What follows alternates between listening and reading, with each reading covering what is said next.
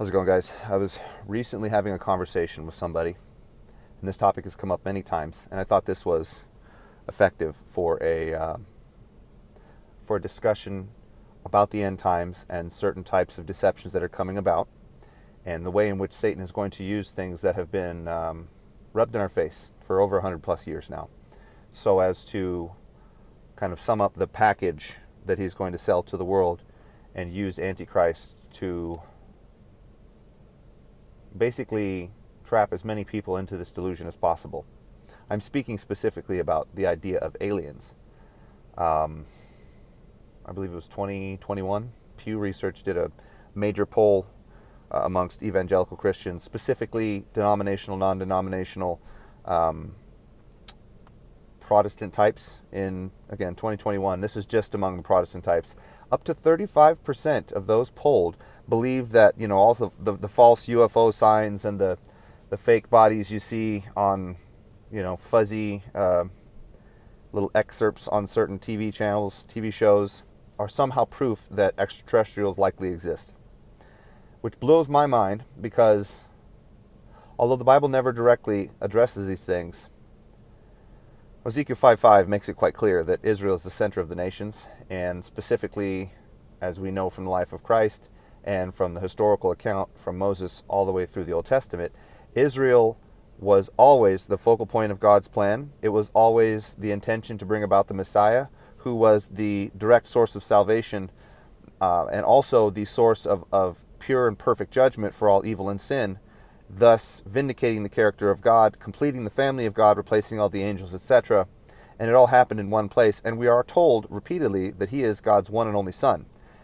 And I see these things as proof that if in fact there were sentient beings on other worlds, whether intelligent or otherwise, they would have the exact same problem as us, being that they would likely be endowed with free will as well, and a certain percent would choose to sin, requiring Christ to be born and died in their place as well, so as to fairly pay for sin. What this all points to is the fact that Israel is the center, earth is God's focal point, and men are the only other creatures other than angels who have the gift of free will, so as to be able to choose for or against God, thus either occasioning our eternal punishment or eternal salvation, again, dependent upon Christ's work. And that, to me, personally, puts an end to the argument. However, we have a series of seemingly otherworldly events that are scheduled to occur during the tribulation. I'm talking specifically about the 7 trumpet judgments of the first half, starting basically halfway through the first 3.5 years, and then the final 7 bowl or censer judgments, depending on what you want to call them, in the latter half of the Great Tribulation, culminating in Christ's return. These things all are happening as major astrological signs and involve heavenly bodies essentially being cast at the earth as judgments, first of warning and then eventually of a putative nature, because of all the death and destruction brought about by Antichrist and his followers and their unwillingness to obey the true God and join in with his depredations. I don't find it all that unbelievable, especially the way that the unbelieving world literally worships the death or worships Antichrist for killing the 2 witnesses who are said to have punished the nations. Likely Moses calling down the curses as they come one by one. I'm talking about the 7 trumpet judgments now because they're killed halfway through and don't see the 7 bowl or censer judgments. But the way in which the world quickly rallies around him and believes everything he says, I don't find it all that hard to believe that the idea that these judgments, these warnings, are going to be painted as some kind of outer-worldly attack, right?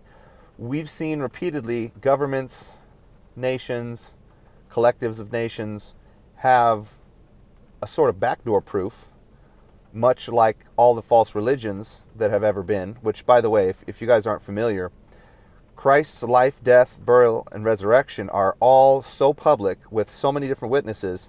In a court of law, it would be impossible not to prove that it occurred. However, with the advent of all false religion ever, it's always been in private, one-on-one, special information only, and it always turns into a cult-like following in a very extreme way most of the time in the end result. And I don't think aliens are all that different, right? If you would have told the ancients, any sort of ancient, about these creatures that are flying around imparting wisdom, perhaps enlightening human beings. They would just say that they were gods. So the fact that we've separated ourselves with the advent of science, as it were, the human desire basically to fully understand the world in empirical means only, in ways that we can grasp tangibly, which is, to me, silliness, because I think even science knows there are so many different facets of the non-tangible that it's undeniable, but that's a different story. Anyhow, I find it very, very reasonable to assume that Satan is not going to waste the last 120, 150, however many years the idea of aliens has been around. I don't think he's going to have wasted that idea by just allowing people to believe that there is a separate race of beings out there that are trying to make contact with us. I think it would totally explain the nations coming together under Antichrist beyond just his wars with the King of the South and the immigration issue. But more so when you look at the madness that engulfs all the people. Yes, they may have the mark of the beast. They may have, whatever techno interface that gives them the feeling that perhaps everything will be all right, beyond anything that is reasonable in the human psyche.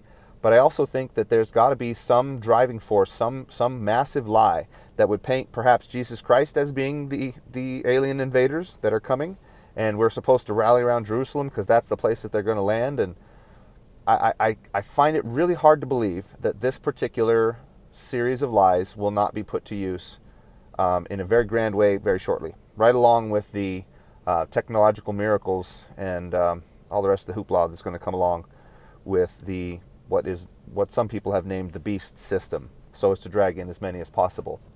I thought this was an interesting topic that some people have a really hard time letting go of. And whether or not there is like bacterial life on other planets, I don't know if that's relevant or pertinent. I find it really hard to believe that there is any life anywhere except for here in the center of God's focus, right? Genesis 1:1 doesn't describe any other bodies except for Earth. And really, the stars, moon, sun, all those things are created basically during that 7-day creation, recreation week, if you will.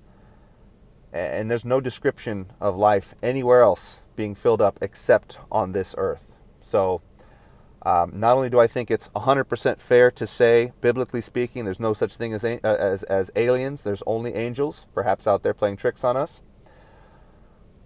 But if the mark of the beast is going to be some techno interface that allows for perhaps a constant feeling of elation, maybe anti-aging, but also you've got like things like Project Bluebeam projecting things in the sky, making it look as though there's already some sort of extraterrestrial presence.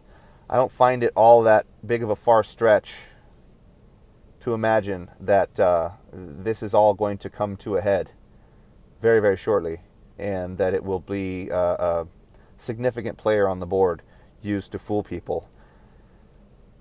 All this points to us needing to read our Bibles and understand it first and foremost, and really only as the illumination that we need in this lifetime.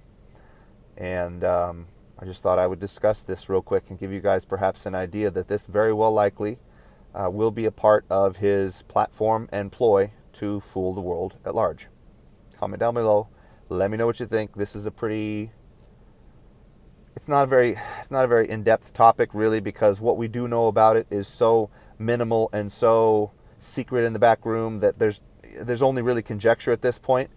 And I think that's all for a reason. Just, again, the same way all false religion has always been basically unprovable in every way except for just have faith. And that's really what this strikes me as. So yeah, let me know what you think, and talk to you soon.